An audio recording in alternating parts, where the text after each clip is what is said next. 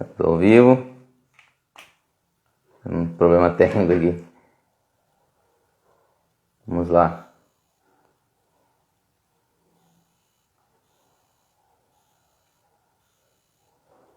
Só me ouve? De Fátima. Guilherme, pode entrar aqui com a gente.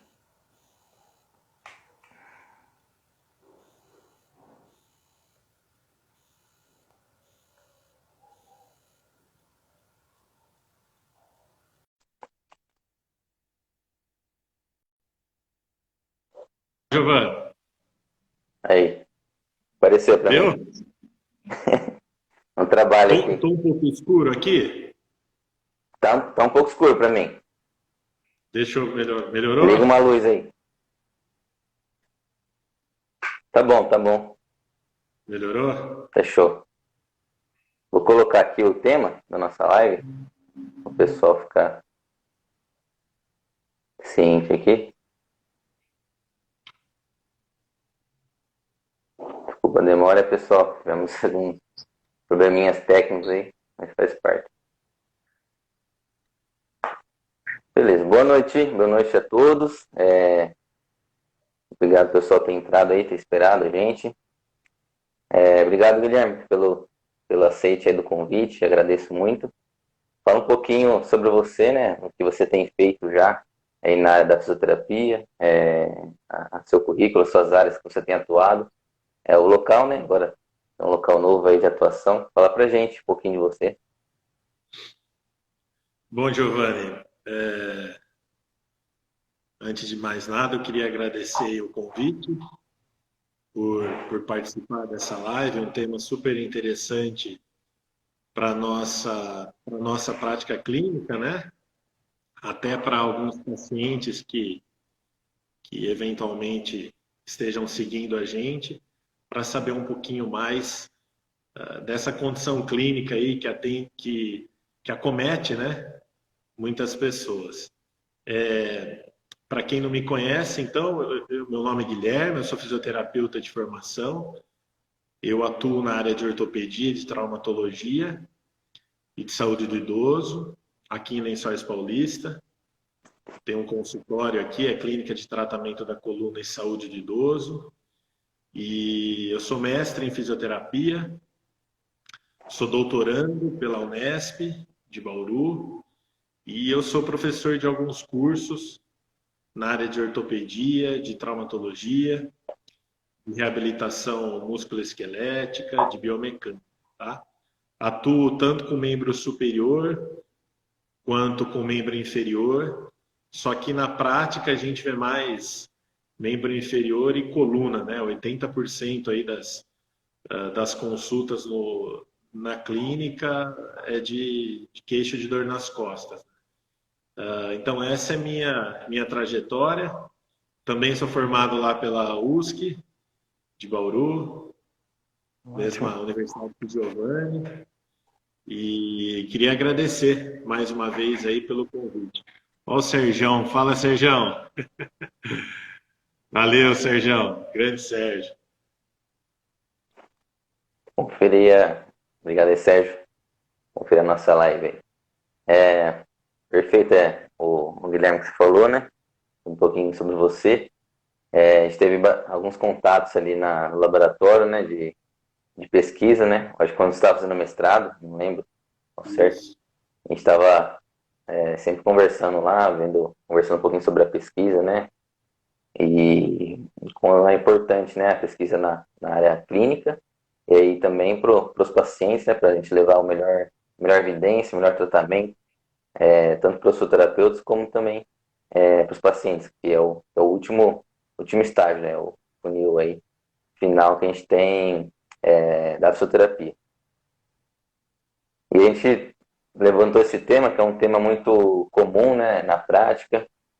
Diversas pessoas têm essa comorbidade, essa patologia, e mais de 90% da população, tenho certeza que o número é muito maior ainda, tem essa queixa, né, da artrose de joelho, ou não só no joelho, mas em outras áreas também, outras articulações que a gente vê na prática. E o que a gente pode falar sobre a artrose, Guilherme? Os sinais iniciais, né, os sintomas. Quais são as principais queixas que você tem aí diante do consultório, dos atendimentos que você tem visto? Certo. Eu até peguei aqui, eu tenho alguns modelos anatômicos aqui em cima. Eu até peguei o joelho aqui para Ó, facilitar a nossa conversa, né? Bom, algum tempo atrás, né, Giovanni, a gente utilizava o termo artrose, depois passou para osteoartrose e hoje se transformou em osteoartrite, né? O que que isso muda na nossa prática, né? Absolutamente nada, porque o significado, a definição, ela é a mesma, né? Então, se a gente fosse definir a artrose, ou melhor, se a gente fosse definir osteoartrite, né, utilizando esse sufixo "ite", seria uma doença crônica, degenerativa, né, e com uma base inflamatória. Por isso que depois de um tempo a gente acrescentou o sufixo "ite", né? Deixou de ser artrose e passou a ser osteoartrite. Então, o paciente, além de ter um quadro degenerativo, crônico da cartilagem articular, né, que é o tecido que reveste as superfícies ósseas, a gente também consegue identificar uma base inflamatória associada. Então, é aquele paciente que em algum momento vai fazer algum esforço e ele volta para o consultório com o joelho inchado, né? Edemaciado, que a gente chama a água aí no joelho, que é a sinovite reativa, né? Uma reação desse processo degenerativo.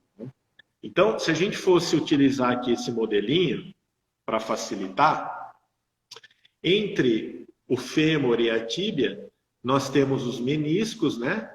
E a cartilagem. O menisco, na verdade, no joelho, ele é uma fibrocartilagem, né? Ele tem essa função de além de absorver o impacto, né? O amortecimento, ele melhora a congruência articular. Então, uma estrutura de fibrocartilagem, e entre eles nós também temos a cartilagem hialina.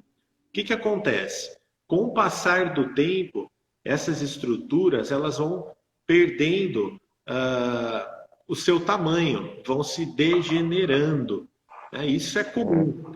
Se todo mundo aqui, a partir dos 40 anos, 45 anos, fizer uma ressonância do joelho, todo mundo vai encontrar um processo degenerativo, principalmente no joelho, porque é uma articulação de carga, né? De muita sobrecarga articular. Então, isso faz parte do uso da máquina, né? A gente, com o tempo, desgasta algumas estruturas e essa lesão do menisco, que é a lesão degenerativa, é a osteoartrite de joelho. E quais são esses sinais, sintomas clínicos, né? O principal, a primeira coisa é dor. Né?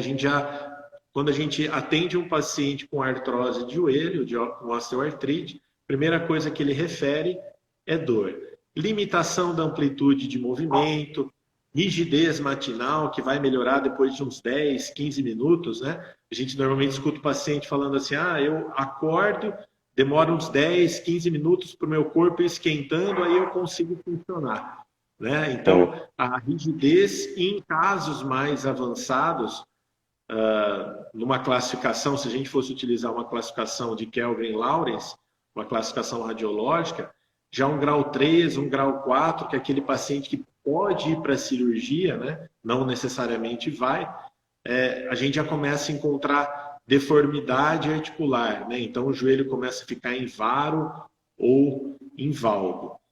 Basicamente seria isso a definição da doença e o que a gente pode encontrar aí na nossa prática, né, Giovanni? sim.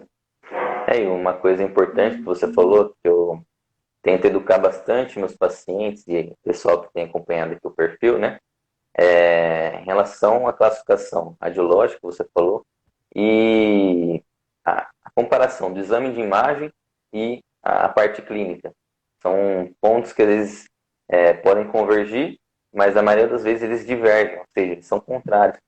seja que o paciente tenha um grau alto, excessivo de desgaste articular, né, como o Guilherme falou, das propriedades aí do joelho, ele não tem necessariamente uma dificuldade funcional, ou seja, você andar, caminhar, descer escada, subir escada, movimentos que a gente faz diariamente, né, pegar uma caneta no chão, varrer a casa, são coisas básicas, né, que a gente chama de exercícios funcionais, atividades funcionais. Às vezes uma pessoa que tem grau 4, né, tem um desgaste excessivo ali no exame de imagem, e não aponta isso para a gente. E, pelo contrário, um paciente que é mais novo, né, e tem outras comorbidades ou outros fatores de risco, ele pode ter déficits funcionais piores do que uma pessoa que tem esse grau 4, né? Não, com certeza. Isso que você falou é muito interessante, inclusive para os profissionais que estão aqui assistindo a gente, para que a gente comece a desapegar com algumas crenças que nós temos, crenças clínicas, né? E a gente começa a inserir também isso nos pacientes. Há muito tempo atrás falava assim: ah, eu tenho artrose no joelho, eu não posso agachar, não posso correr, não posso fazer nenhuma atividade, né? Isso é mito.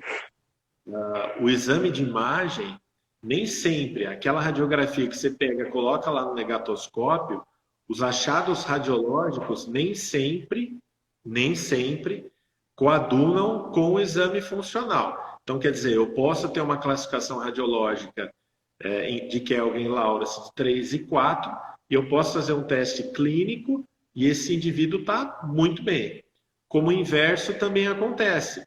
Aqueles pacientes com grau bem inicial e tem uma limitação. Então, o que a gente percebe, e hoje a literatura traz isso, que não existe uma relação direta entre achados radiológicos e os testes que a gente faz no consultório. Claro, não significa que nós devemos aí deixar o exame de imagem de lado, né? É um exame complementar, é interessante a gente ver estrutura, mas quando a gente Sim, pensa em função, a gente não pode ficar pensando em estrutura, porque o paciente no dia a dia, ele não vai andar com a radiografia embaixo do braço, ele não vai agachar para pegar um neto com a radiografia embaixo do braço, né? Ele não vai estender uma roupa no varal com a radiografia embaixo do braço.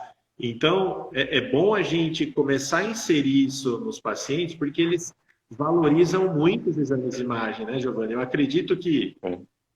e você, na sua prática, também vê isso. O paciente chega no consultório, primeira coisa que ele traz na mão é o exame de imagem. Então, vê como eles valorizam tanto isso. Isso não quer dizer que o cara vai chegar com o exame de imagem e a gente não vai olhar, né? Não significa Explicar, né? isso. Mas é muito importante, principalmente nós, né, que trabalhamos com reabilitação, a gente ter essa noção, muito bem colocado aí o que você disse, de saber, né, diferenciar e ter essa interpretação clínica para a gente não entrar nesses vícios, né, Sim, que muitas vezes nós temos, que infelizmente os pacientes também vêm com algumas crenças limitantes, né? Então é interessante a gente desfazer isso até para poder reabilitar melhor cada caso clínico, né, Giovanni? sim. O Gui, um foco aqui que a gente ia falar um pouquinho da live, né?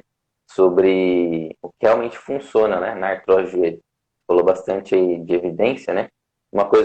Outra coisa antes disso, que vem na minha mente, tem estudos que dizem que pessoas que praticam a corrida mesmo, você fazer uma prática aí de corrida recreacional, 5 quilômetros, 3, 4 quilômetros, é um benefício para a cartilagem, um benefício para o seu joelho. Tem até uma postagem sobre isso, né? Eles compararam aí, verificaram alguns estudos. Pessoas de alto rendimento, né, comparando com recreacionais. É claro que a pessoa de alto rendimento, ela tem uma quilometragem, um volume de treino e de competição muito maior do recreacional, aquele que faz durante a semana, que não compete, né, só para cuidar da saúde, e vai ter o menos desgaste, né, o recreacional, do que de alto rendimento. Então, é benéfico você fazer aquela caminhada, aquela corrida, claro, sempre respeitando o que eu falo, você preparar o seu corpo seu corpo, aí você ir fazer uma atividade física. A gente conversou também com o André, o educador físico, a gente comentou um pouquinho sobre isso, né? É importante você fazer exames médicos, né, laboratoriais, ir no profissional de educação física, fisioterapeuta que cuida do movimento, você cuidar de toda essa área muscular, articular, e aí você praticar, né? Não sair já andando e correndo sem nenhum entendimento sobre aquele exercício para a sua saúde, para a sua vida. É bem interessante isso que você está falando também. Eu penso assim, ó, Giovanni, eu acho que a gente tem que ter 3 pilares na nossa, no nosso, na nossa rotina, né? A primeira que eu considero é a ciência. Então, não dá para fazer prática sem ciência. A segunda coisa é a progressão funcional e a terceira é o bom senso, né? Então, eu utilizo a ciência para atender meus pacientes, mas eu também tenho bom senso de entender que cada um responde muitas vezes de um jeito, né? Tem um RG biológico e uma identidade biológica, né? Então, nem sempre a gente consegue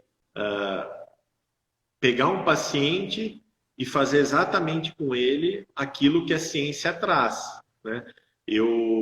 A ciência, qualquer artigo que a gente lê, você pode ver que os estudos eles trabalham em condições ideais. A gente na clínica trabalha com condições reais, né? Então, nem sempre a gente consegue aplicar aquilo que está no paper na clínica. Eu faço o máximo para aplicar, mas eu tenho ciência que muitas vezes a gente tem que dar um passo para trás, né? E pensar, bom, esse paciente aqui não vai funcionar, né? Eu acho que tem hora que a gente tem que ser um pouco mais crítico e prezar pelo simples, né? Eu, particularmente, eu gosto muito daquilo que é simples e que funciona, né? Às vezes a gente tenta às vezes a gente tenta criar algumas situações que são muito mirabolantes e o paciente acaba indo embora para casa pior do que chegou, né? Verdade. Sim, e entrando mais profundo assim, sobre tratamentos, né? Você falou da ciência, né? Da expertise do terapeuta e também do bom senso. Quais são as melhores evidências, recomendações para pessoas que têm artrose de joelho? O que elas podem buscar aí no seu terapeuta? Ela pode questionar, né, o trabalho que tem feito realmente aí, através da evidência, né, que está muito difundida hoje, pessoas da sociedade mesmo que aí não estão a todo momento, né, buscando a ciência na sua vida, mas agora devido à pandemia, devido a todo o que a gente tem acontecido, né, das vacinas e todas as outras coisas, medicações, as pessoas têm buscado mais isso, né, até da sociedade mesmo. Sim. Bom, eu vou falar o que eu costumo fazer, o que eu aplico no meu dia a dia, o que eu vejo que tem funcionado, né? A primeira coisa é uma avaliação bem feita, né? Eu acho que a avaliação ela é o carro-chefe. A avaliação ela tem que ser completa, ela tem que ser bem feita. O tratamento que eu acho que a gente tem que visar mais o que o paciente necessita, né? Do que ficar fazendo um monte de coisa. Então, ver o que cada um precisa, né? O que eu utilizo bastante com esses indivíduos? Bom, eu já trabalhei bastante no mestrado, né, com fisioterapia aquática. Então, hoje a gente sabe que uma alternativa eficaz para esses pacientes é trabalhar com fisioterapia aquática. Por quê? Quando a gente está imerso, pensando aí no joelho, né, mas a gente pode pensar em até outros níveis, no joelho, mais ou menos, a gente consegue reduzir uns 50% da carga articular. Você tem uma ideia, a nível de C7, a gente consegue reduzir uns 70%, 80% da carga articular. Então, vamos pensar, dentro da água, exercícios aquáticos são excelentes. Então, tem paciente que, além de vir aqui na clínica, e ele tem piscina em casa, independente se seja aquecido ou não, eu peço só para ele entrar na piscina. Só entrar na piscina e caminhar. Por quê? Já vai ter o benefício de estar realizando o exercício dentro da piscina, o que ele tem dificuldade fora, né? Diminuindo a sobrecarga articular. E eu tenho as propriedades físicas da água, que ajudam bastante, né? A pressão hidrostática, para reduzir o quadro inflamatório, a turbulência, a viscosidade, né? Para ajudar a ganhar força muscular. Na clínica, o que eu faço? Eu gosto de trabalhar com exercícios isométrico, bastante, principalmente aquele paciente que é bem sintomático.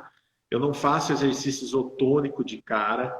Tá? Se eu fizer um exercício com 70%, 80% de uma RM máxima, ele vai embora com dor, né? Então, a primeira coisa que eu tenho que pensar é reduzir essa sobrecarga articular.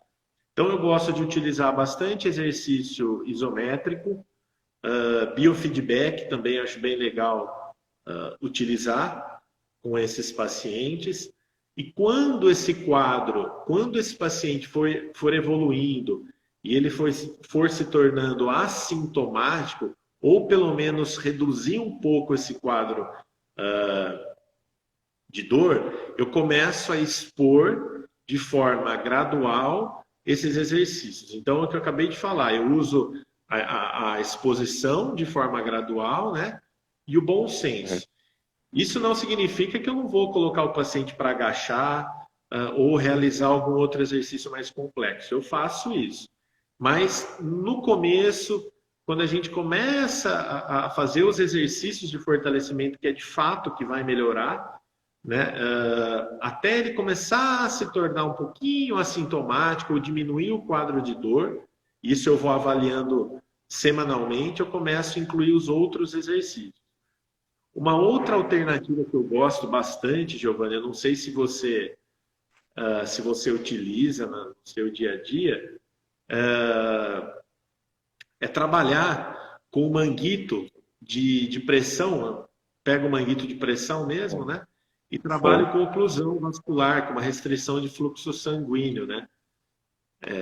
É claro, né? A gente fala restrição de fluxo sanguíneo, mas não quer dizer que não vai passar sangue, né?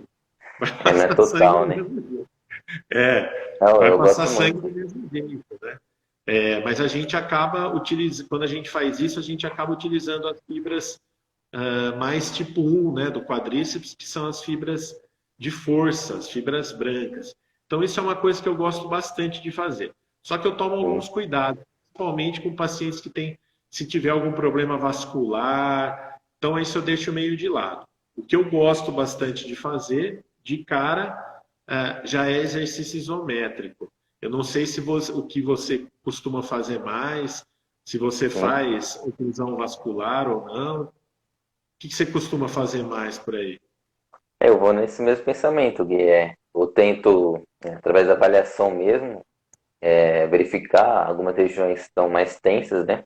Então, eu gosto de trabalhar também bastante liberação, principalmente ali, a região do quadril, que a gente sabe que é importante, a musculatura lateral, né? A textura da face lata, e para soltar bastante essa musculatura, né? E ver se a gente já pode começar com exercício já isométrico mesmo.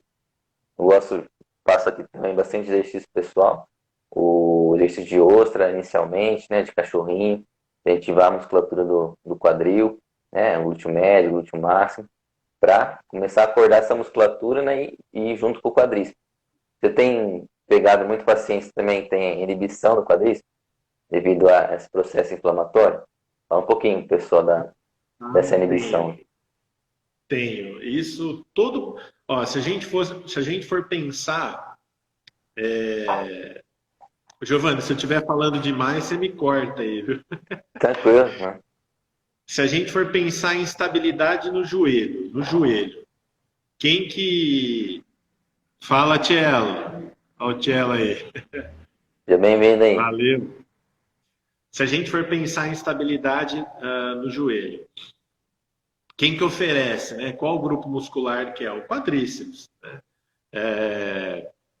Esses pacientes que têm artrose no joelho, quando a gente vai fazer uma avaliação de força muscular, seja manual ou se você tiver um dinamômetro, né, na clínica, a gente percebe que o quadríceps ele é mais fraco do que o lado contralateral, né? Uhum. Claro, se do outro lado ele for assintomático, a gente vai perceber que existe uma diferença aí grande.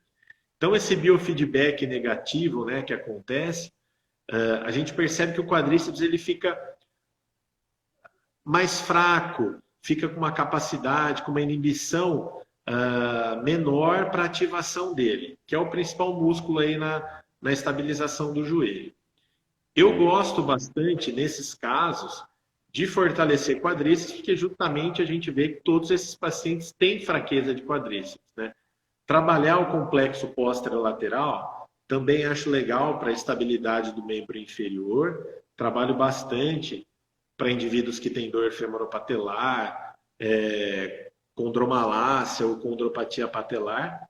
Mas os indivíduos que têm artrose, primeiro grupo muscular que eu trabalho de cara é quadríceps, tá? De forma isométrica já no começo. Nas primeiras sessões eu faço liberação miofascial, trabalho com alguma técnica para relaxamento, para o paciente ficar um pouco mais aliviado, ficar mais assintomático, né? Ter menos desconforto e a gente começar a progredir com esses exercícios. Então, sim, na prática, eu vejo muito isso, Giovanni. Aqui, os pacientes, eu atendo bastante idoso. Aqui, os pacientes, a maioria deles, eles referem muitas vezes, o falseio, né? Ele fala assim, eu tô andando e sinto que o joelho dá uma falseada, né? É justamente essa instabilidade, né, que a gente percebe, principalmente até nos quadros mais avançados, né? Num grau 3, num grau 4, onde a gente já começa a ver deformidade. Você vê que o paciente tem um joelho varo excessivo ou um valgo excessivo, né? Mais o varo do que o valgo. E essa fraqueza é evidente, né, Giovanni? Sim. Não que eu não trabalhe esse complexo posterolateral, né? Mas de cara eu miro ali no quadríceps, né? Que eu acho que é o mais certeiro ali para iniciar o tratamento, né?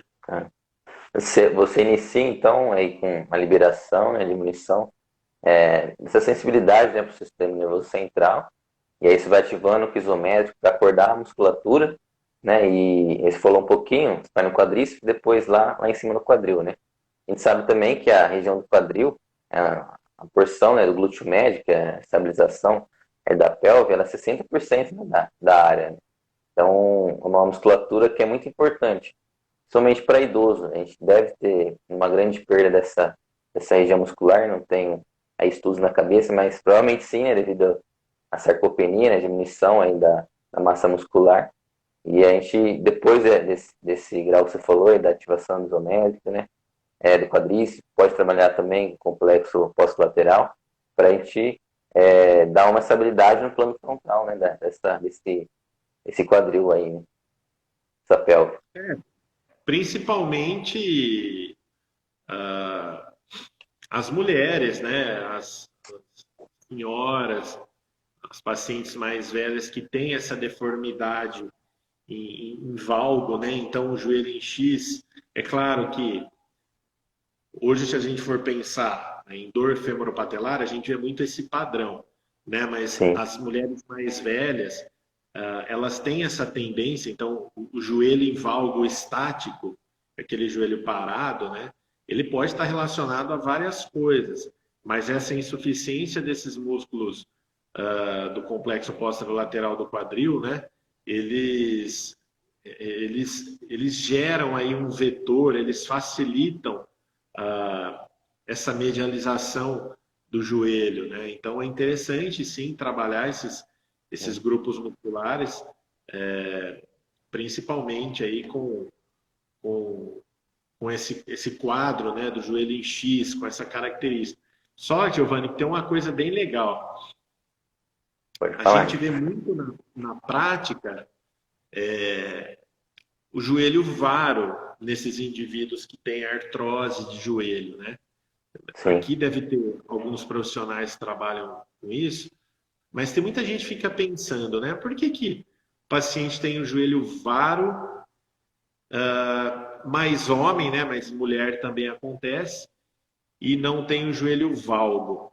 Uma coisa bem legal para a gente entender é que quando a gente anda, existe uma força que chama força de reação do solo. Até para quem está aqui, tem um livro muito legal que é o Cinesiologia do Aparelho Musculoesquelético, do Newman. Eu sugiro aí até a leitura. Quando a gente caminha, existe essa força de reação do solo, que é uma força ascendente. Ela retorna. Então a gente anda, a gente descarrega, né, o peso e tem essa força de reação do solo que ela é ascendente, né, ela sobe. E quando a gente anda, essa força ela passa por aqui, ó. Ela passa no meio do joelho. Então essa reação, ela é bem na parte de dentro aqui da perna, né? Bem aqui no meio do joelho. E essa força de reação do solo, ela vai levando a um padrão de joelho varo, né? Que é aquele joelho arqueado. Por isso que é mais aí, por isso que é comum a gente ver mais indivíduos que iniciam com artrose no compartimento medial, e eu já vi pacientes que fazem uma artroplastia unicompartimental, só do compartimento medial. Claro, pode progredir para total, né? Por ser um quadro inflamatório, mas a gente vê que os pacientes eles iniciam com o quadro inflamatório e degenerativo do compartimento medial do joelho, justamente por conta dessa força de reação do solo, e ao longo do tempo progride para a articulação como um todo, né? Tanto o compartimento medial quanto o lateral. Nas mulheres, a gente vê mais o contrário, né? O compartimento lateral por conta do joelho valgo. Mas o joelho valgo ele já ele tem milhares de causas aí, milhares não, né? Várias causas aí associadas. Mas eu não sei na sua prática, mas eu acredito que você encontre mais pacientes com essa deformidade em varo, né? Sim, com certeza. Devido realmente a essa força que você falou, né? Da força de reação. E falta da estabilidade também lá no quadril, né? E aí depois disso, né? Uma pessoa um pouquinho mais idosa, aí 50, 60 anos, 50 não, 60 anos aí é mais difícil ter esse controle. E tá falando sobre isquemia, né? Sobre a oclusão.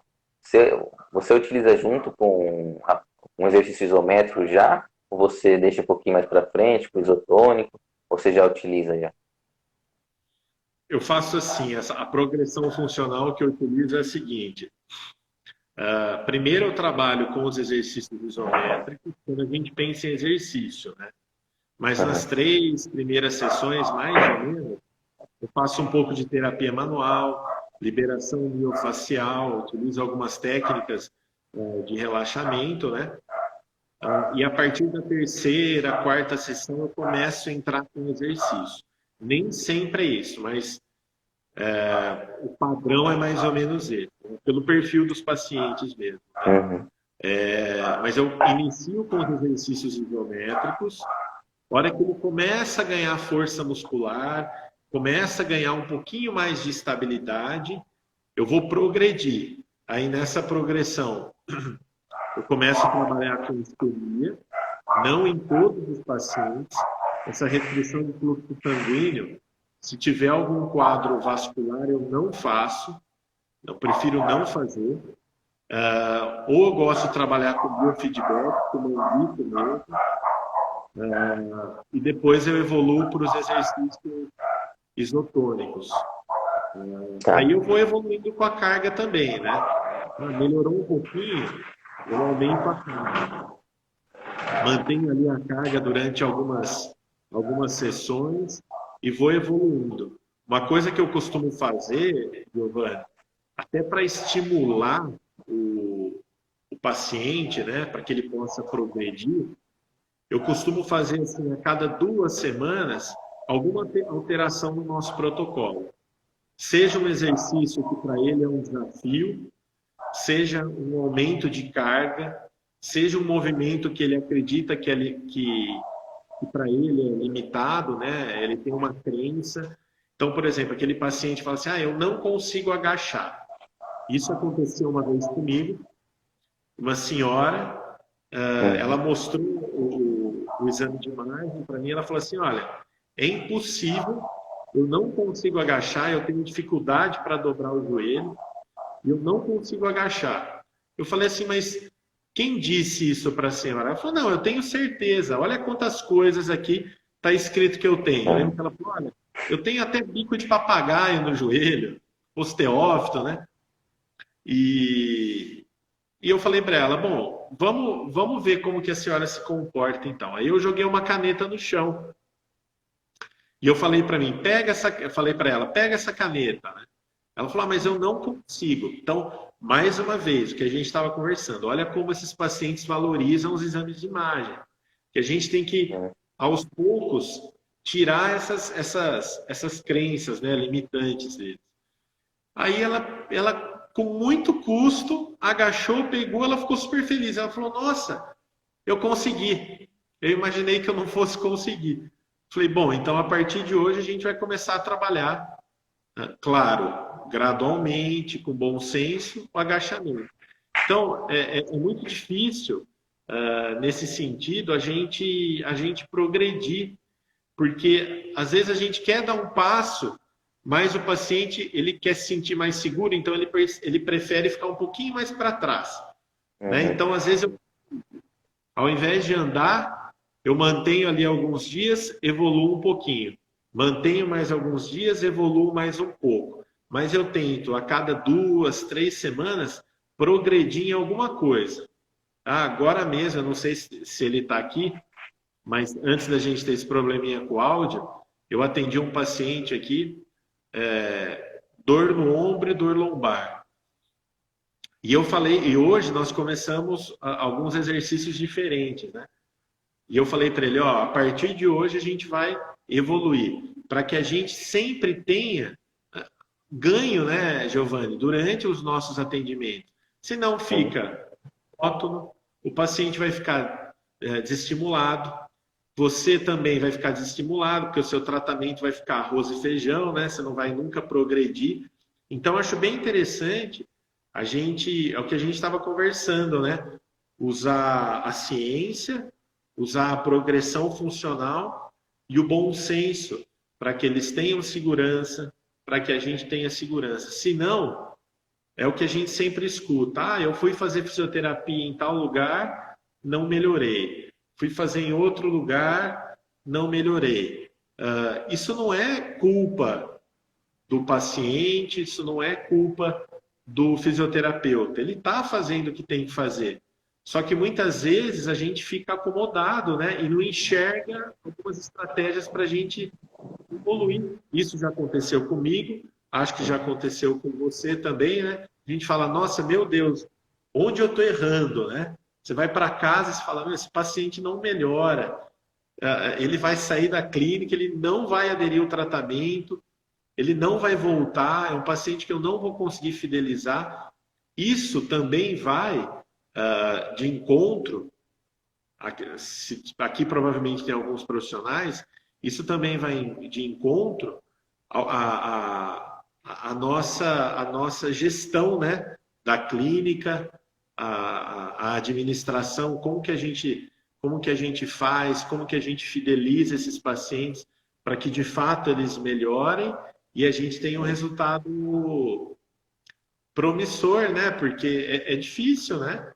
É difícil para a gente, né, Giovanni? Com certeza. Ninguém estava falando um pouco do seu paciente, da sua paciente, né, sobre esse bloqueio que o nosso próprio cérebro dá em relação ao enfrentamento, né? Então, até vi algumas postagens do Ronaldo, né, que é especialista na coluna, né, demonstrando ali uma paciente, né, que já tinha sudorese, tinha com medo do suor, taquicardia, medo de pegar uma caneta no chão, né, devido a alguma lesão lombar.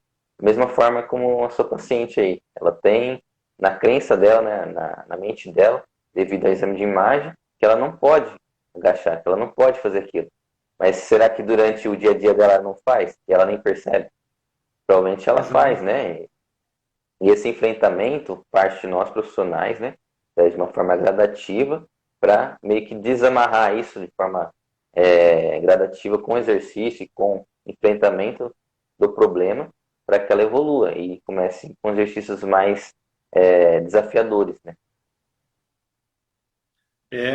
Até porque no dia a dia clínico, normalmente quem vê a melhora somos nós, né? Sim, Os pacientes, eles percebem a melhora na rotina deles, né? Então, é verdade. agachar para pegar um neto, é estender uma roupa no varal, é fazer alguma atividade que ele fala: nossa, olha, eu realmente melhorei. Eu estou me sentindo mais seguro para fazer determinada atividade. A gente já percebe no dia a dia clínico. Eu costumo falar assim para os pacientes, Giovanni: você fica comigo 1 hora por dia. O dia tem 24 horas, né? Então, se as outras 23 horas você não seguir à risca o que a gente está fazendo, se você não enfrentar determinadas situações, a gente não progride. Por isso que normalmente eu passo para os pacientes alguns exercícios ou orientações para fazer em casa também. Eu não fico preso só ao consultório, porque isso daí estaciona muito, principalmente paciente que vem para, por exemplo, 1 vez por semana, né? Eu tenho Uhum, paciente 1, 2, 3, já atendi paciente que vem todo dia, dependendo da necessidade, né? Mas aquele paciente que faz um controle de 1 vez por semana, você acha que vai adiantar ele vir 1 vez hoje, só semana que vem ele voltar? Claro, vai adiantar se junto disso eu fizer um trabalho casado, para ele ir em casa, para ele ir na academia.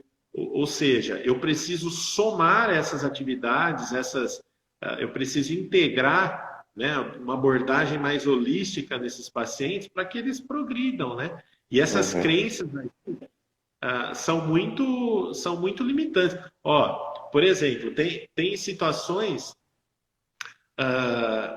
que acontecem com a gente, né, principalmente desses quadros mais crônicos, que o paciente faz 1, 2, 3 sessões e ele não melhora.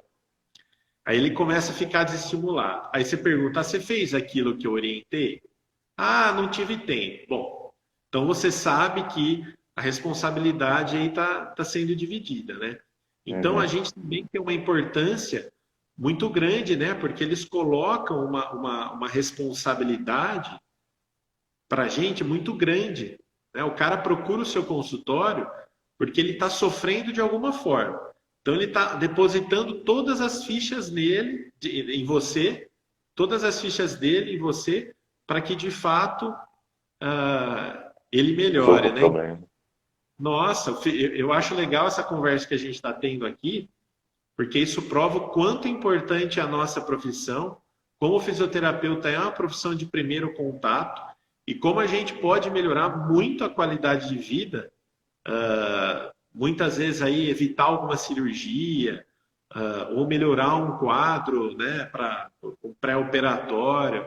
É interessante isso que a gente está falando, porque a gente começa a sair um pouquinho da nossa zona de conforto, né, Giovanni? Sim, certeza. Voltando lá no nosso pensamento sobre progressão de exercício, né? Você falou que executa, né, a liberação, isométrico, o isotônico, né? Depois do aprendizado do paciente em relação a um tipo de movimento, um agachamento. E queria saber de você, se você tem algum controle em relação à execução do exercício, um controle aí quantitativo de dor ao exercício, tipo uma escala EVA, outro tipo de escala para melhorar aquele exercício, está muito pesado, está muito leve com ele, amplitudes diferentes, por exemplo, no agachamento, que a gente tem maiores forças aí na região do joelho, dependendo da amplitude do agachamento. Tá. Então, eu costumo utilizar a escala de VAS, né, a escala visual analógica, normalmente na avaliação, e se o paciente refere alguma coisa de diferente, eu utilizo de novo. Para perguntar como que ele está. Como que você está hoje? certo. Ah, hoje eu estou com uma dor, por exemplo, 8. Falou, opa, então eu vou ter que diminuir um pouco essa carga, vou ter que ter um pouco mais de bom senso, né? Ter um controle melhor dessa carga. Agora, quando o paciente está assintomático, eu toro o pau, não quero nem saber. Jogo carga, ponho ele para fazer exercício com carga. Se ele tiver com dor durante a execução, aí eu tiro um pouquinho, né? Eu controlo assim. Agora, se chegou, não reclamou, vai fazer exercício com carga. Agora, tá com um pouquinho de desconforto, eu faço uma avaliação ali pela escala de VAS. Eu também costumo utilizar um algômetro de pressão Ah, também legal. para poder quantificar, né, de uma Uhum. forma mais precisa isso. E ela dá. Porque a gente consegue ter uma ideia melhor, né, assim, do quanto que ele estava um tempo atrás, quanto que ele está evoluindo. Uhum. Então, eu costumo utilizar o algômetro nessas situações, se ele refere dor ou desconforto, né, ou a escala de VAS. Mas Exato. eu controlo sim a carga, dependendo de como ele chega. Então, por exemplo, hoje chegou um paciente aqui, ele falou assim para mim: doutor, essa semana eu tive dor. Beleza. Essa semana você teve dor? Ele falou: tive. Quanto que era? Ah, eu nem sei te quantificar, mas eu tive uma dor. Falei: beleza, hoje você tá com dor? Não, hoje eu não tô com dor, então vamos fazer. Agora, esse paciente já chegou até mim e falou assim: olha, doutor, hoje eu tô com muita dor. Ah, por que que aconteceu? Ah, eu fui jogar bola e forcei um pouquinho, tô com dor. Falei, beleza. Você forçou lá para a gente não piorar esse quadro. A gente não vai deixar de fazer o exercício, só que a gente vai diminuir a carga. Se esse paciente tiver muito sintomático, tiver com muita dor, aí eu já mudo a minha conduta, dou um passo para trás, faço algumas técnicas de liberação miofascial, de relaxamento muscular, de liberação de ponto gatilho, de miogeloses ali, para que ele possa melhorar um pouco. Se na próxima Ótimo. sessão ele estiver mais tranquilo, aí eu evoluo para os exercícios. Se não, eu estaciono umas 2, 3 sessões nisso para que eu possa progredir. Se o paciente chegar com muita dor ou desconforto, aí eu estaciono. Se ele chegar bem, aí eu vou progredir. Então, eu utilizo exatamente isso que a gente estava falando, Giovanni. Eu utilizo bom senso. Tem que ter De bom uma semana senso para para outra, saber né? como que ele. Exatamente, exatamente. A gente tem que ter bom senso. É o que a gente estava falando. Não adianta você pegar lá um paper bonitinho, uma tabela, tal mês você tem que fazer isso, outro você tem que fazer isso, você tem que fazer isso, se no meio do caminho alguma coisa acontece, né? Então a Sim. gente precisa ter esse feeling, essa interpretação. Mas eu costumo controlar a carga assim, justamente nessas situações. E é muito Tá. complicado, né? Porque tem uma regrinha que eu acho bem legal que o Amir Curcio usa, que é o DIF, né? Sim. Dor leva a inibição, inibição leva a fraqueza, fraqueza leva a instabilidade. Então, quer dizer, a gente não consegue fortalecer se o cara tiver dor. Você precisa dar um passinho para trás para depois você conseguir progredir. Então, essa escalinha aí, eu acho bem. Uma vez até falei para ele no Instagram, eu falei, olha, acho muito legal essa regrinha, né? E é Sim. justamente isso que a gente tem que pensar, né, Giovanni? Imagino que no seu dia a dia aconteça a mesma coisa, né?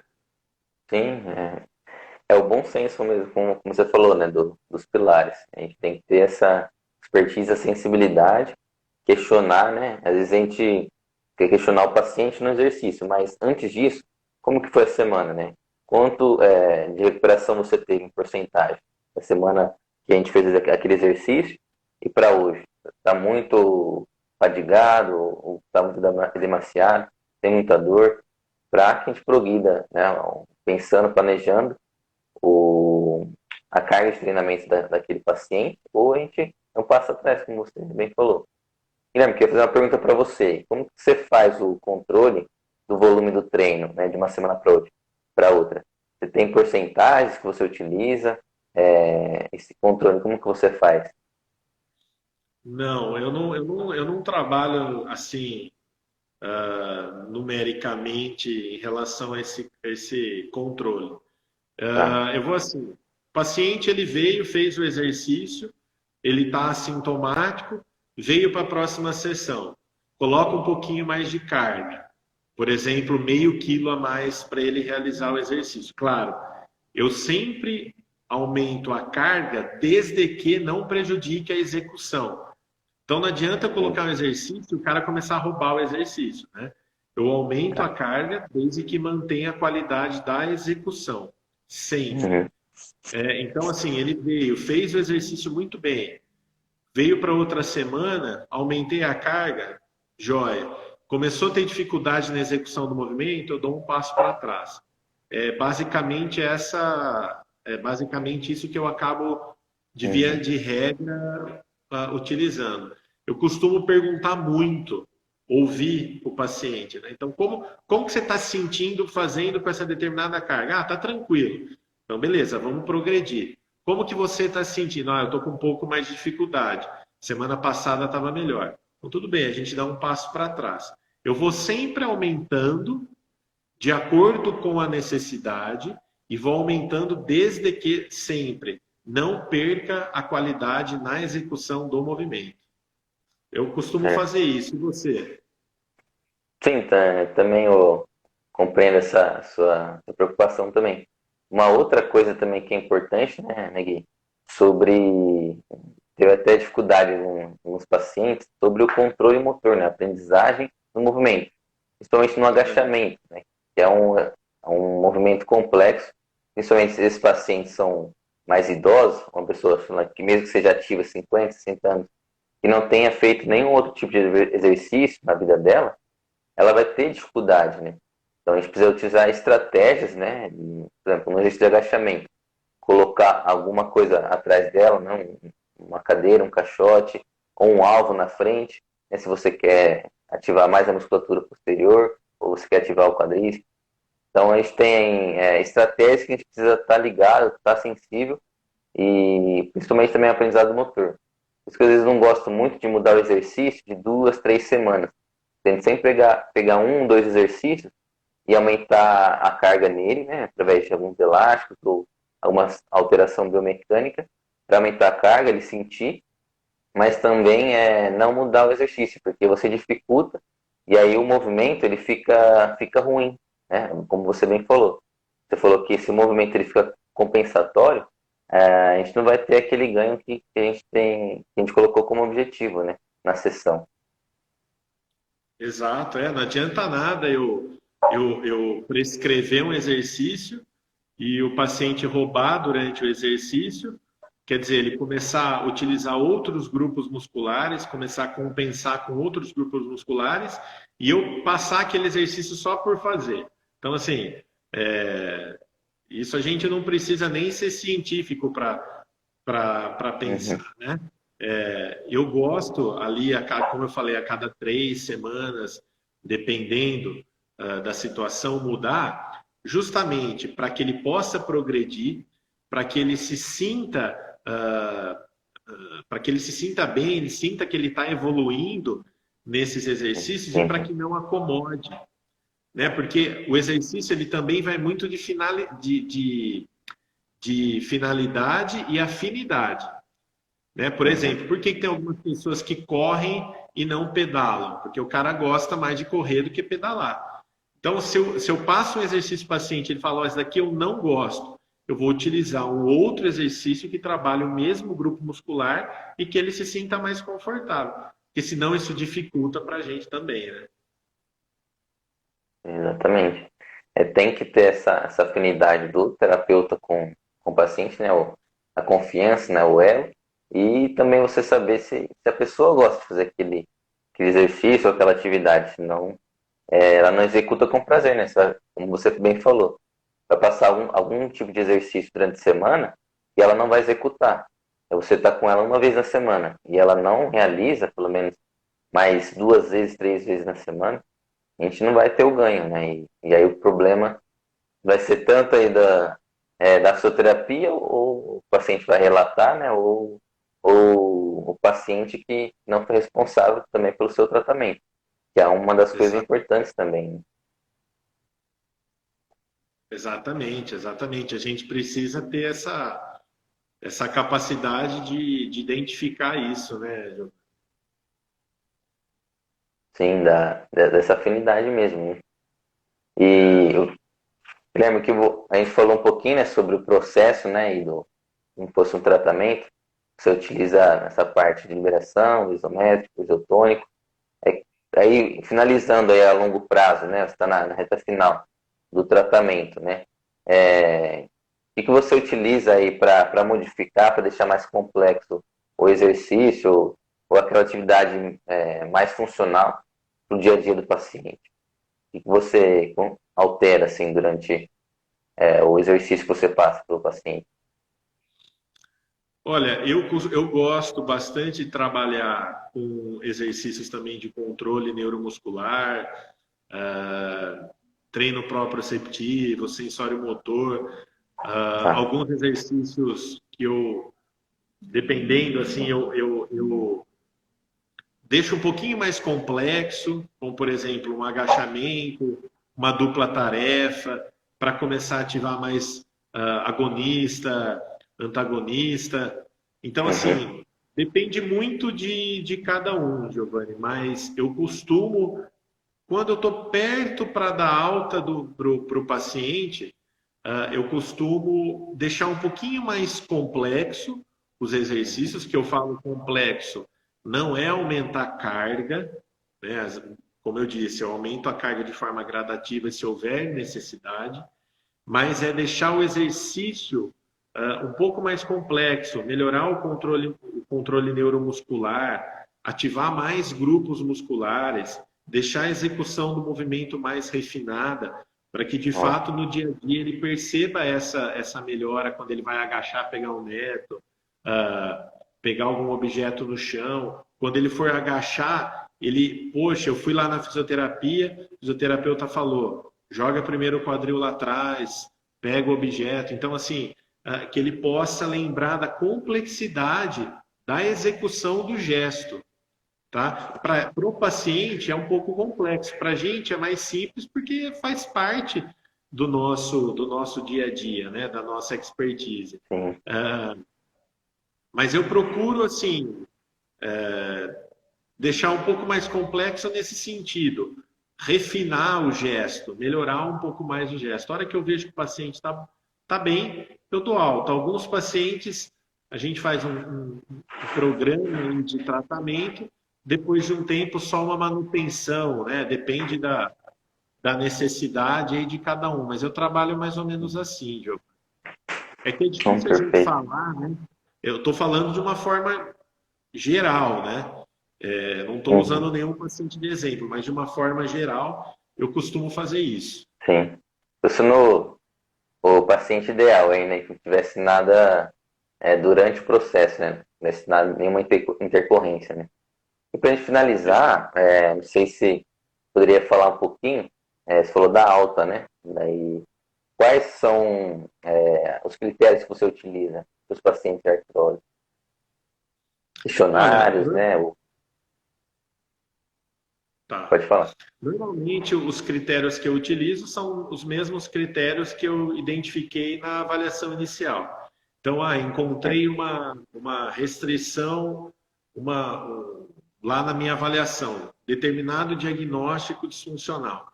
Encontrei uma restrição, uma fraqueza de quadríceps, uma fraqueza de glúteo médio. Quando eu vou dar alta para esse paciente?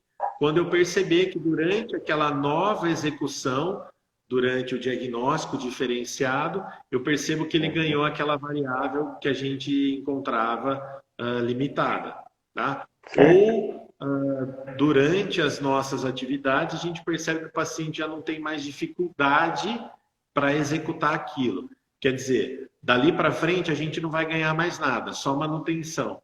Então, daí eu tiro o número de sessões. Se esse paciente vinha 2, 3 vezes por semana, eu faço uma manutenção uma vez por semana, por exemplo. Ou o paciente vem a cada 15 dias. Ou eu passo alguns exercícios, né, para ele fazer em casa e ele vem para mim uma vez por semana, a cada 15 dias, depende, tá? Mas normalmente eu utilizo como critério para alta o diagnóstico diferencial, o diagnóstico disfuncional que eu identifiquei na avaliação inicial. Então, eu encontrei determinada redução de amplitude de movimento, o que eu vou utilizar lá na frente? É isso, para que eu possa definir os meus objetivos e lá na frente saber o que eu vou fazer. A gente não pode, assim, dar uma alta... eu acho que ele está bom. Não, né? Você tem que ir perguntando para ele, você tem que ir fazendo as avaliações. Por exemplo, faço lá um TUG para o paciente, um teste fácil de ser feito. Ele fez em X segundos. Qual que é o meu objetivo? Que daqui 3 meses esse tempo caia para metade. Lá na frente fez, conseguiu, ganhou força muscular, ganhou resistência, diminuiu esse tempo, aí eu dou alta para ele. Caso contrário, a gente insiste no tratamento, né? Claro, eu identifico se ele é capaz de fazer isso, se ele está também disposto a isso. Porque não adianta eu definir ganhos mirabolantes se a gente não, se ele não está disposto, se você não está disposto. Outra coisa, eu acho legal a cada 3 semanas por aí a gente fazer pequenas reavaliações. Então eu sempre faço isso. O paciente vem a cada 2, 3 semanas, vamos fazer aquele teste que a gente fez lá no começo? Ele percebe, eu filmo, eu mostro para ele, poxa, você melhorou. Vai falar, nossa, ele fica mais estimulado, né? Diferente se eu deixar lá na frente para reavaliar. Pode ser que ele não visualize esse ganho e isso fique mais difícil. Então, eu costumo utilizar essa avaliação no começo, essa avaliação lá no fim e pequenas avaliações durante o tratamento, Giovanni. Sim, eu penso da mesma forma. Hein? Faço essas reavaliações mesmo, demonstro, né, de forma quantitativa ali da imagem, para que o paciente veja de forma real o quão ele evoluiu, né? E como você bem falou anteriormente, né? Às vezes ali com a gente ele não vai observar essa evolução, mas no dia a dia ele vai verificar. E é importante também nós terapeutas perguntarmos para ele: melhorou? A queixa do paciente era agachar, né? Ou sentar numa cadeira um pouquinho mais baixa. Melhorou para sentar naquela cadeira, né? Então quer dizer que a terapia tem dado uma evolução, né? Tem surtido efeito. E esses exames funcionais, como a gente faz no início, a gente pode realizar novamente no final para ter comparações, então, comparativo, e demonstrar ali, através de uma folha mesmo, uma planilha, ou para ele mesmo, para que veja numericamente que ele melhorou. Às vezes, para alguns pacientes pode ser que isso seja legal, né? Para outros não dizer tanto faz, né? Não tem muita relevância. Mas é melhor até um vídeo, uma imagem do que números, né? Sim, sim, exatamente. Eu acho que é o que a gente tem que fazer, né? Até deixar Certeza. aqui como mensagem final, eu acredito que o tempo deve estar encerrando aí, vai dar Sim, 1 hora. passou. Deixa passamos aqui. Tá bom, a conversa tá boa. Porque aqui ele É não mais de uma acaba hora depois de agora. 1 hora. Agora são 4 horas. Tá. Né? Nossa, eu não sabia. Não Agora pode sabia. ficar bastante. Porque normalmente as lives que eu já fiz, normalmente 45 minutos, 50 minutos o pessoal para. Eu olhei aqui e falei, ué, parece que já passou de 1 hora. É. Não, mas tá boa a conversa. Pode falar aí. Então, até queria deixar justamente essa mensagem, né, para a gente, quando a gente encontrar, quando a gente tiver um paciente que chegue no nosso consultório com um diagnóstico de artrose de joelho, né, de osteoartrite, que a gente tenha essa capacidade de identificar a necessidade de cada um, que a gente possa ouvir o paciente, ver quais são as necessidades dele. Não adianta eu pegar uma senhorinha de 80 anos e querer que ela corra se ela não corre, né? Então não adianta eu pegar um maratonista e pedir para ele ir lá na academia e ficar levantando 100 quilos no supino. Quer dizer, o que eu estou querendo dizer, que as necessidades de cada um, as necessidades elas devem ser respeitadas, elas devem ser interpretadas para que eu possa direcionar qual tratamento é mais eficaz. Esse determinado paciente, eu encontrei que a necessidade dele é X, do outro é Y, né? Então a gente precisa ter essa capacidade. Sempre se atualizar, nunca deixar passar aí a ciência passar batido. E entender que a ciência ela é mutável, ela muda e a gente precisa evoluir com ela, né? Se não ficar preso, né, em algumas ideias, né? A ciência Exato. dá o norte, né? E aí, através da clínica também, como você falou, do bom senso, da expertise também, quanto mais você atende, quanto mais você é experiente, você vai sabendo lidar também. Tem coisas que não dá para utilizar. Às vezes a da ciência tá mais batida, às vezes para aquele paciente não vai surtir o efeito para ele, né? Exatamente, exatamente. Pessoal, alguém tem algum comentário, alguma pergunta? Gostaria para a gente já encerrando aqui? Se alguém tiver, agora é a hora. Que demora. Olha, a gente já passou das 9, eu tô É, aqui no consultório ainda, eu falei, nem vou para casa, já vou ficar aqui para que nem ia dar tempo. mas tá certo, ô, Guilherme. Obrigado, viu? Encerrando aqui. Obrigado pelo ter ficado mais de uma hora de uma conversa boa, saudável aí. Bastante pessoal vai curtir bastante depois. E vou deixar salvo aqui no perfil.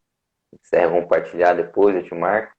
Para a gente divulgar esse trabalho da fisioterapia, né, na artrose de joelho, tanto para profissionais como para os pacientes, né. Essas aqui são as recomendações, né, essenciais aí, para que vocês possam ter uma boa evolução do caso de vocês e dos pacientes terem uma maior qualidade de vida, né. Bom, Giovanni, eu que agradeço aí o convite, fico à disposição para outras conversas, outros temas que você